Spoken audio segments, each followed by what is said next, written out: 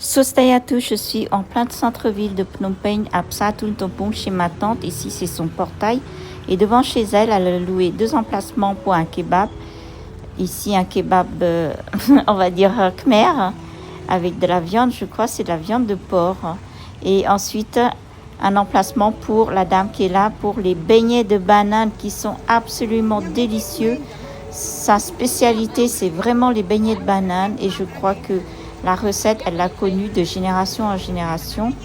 Ici, les bananes, elle le coupe en 4. Ce sont des petits morceaux.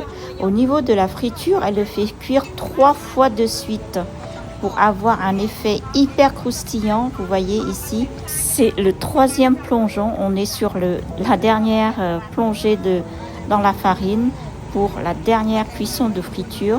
Ce sont des bananes coupées en 4 pour avoir une longueur assez fin. Et je vous assure, ces beignets de banane, c'est absolument délicieux. J'ai jamais goûté des beignets aussi bons en France. Alors la farine, pour avoir vraiment un effet croquant, il y a tout un mélange à faire que j'irai demain matin essayer d'avoir la recette pour tenter de le réaliser en France. Et là, elle frit une fois. Ensuite, elle replonge ce qui est frit dans une deuxième plongeon dans la farine liquide. Dans le mélange de la farine, on voit des petits grains noirs, c'est des grains de sésame. Elle le fait plonger 3 fois pour atteindre la phase finale qui a un effet mais archi croustillant. C'est délicieux. En plus, les bananes au Cambodge, c'est des bananes qui est très sucrées, très parfumées.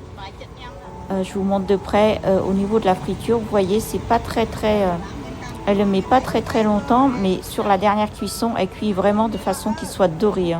Les 2 premières cuissons, c'est moins doré, et le 3e, elle termine avec une friture beaucoup plus colorée. Vous voyez, dans le mélange de la farine, je vais essayer d'avoir son secret demain matin parce qu'elle commence très tôt devant la maison.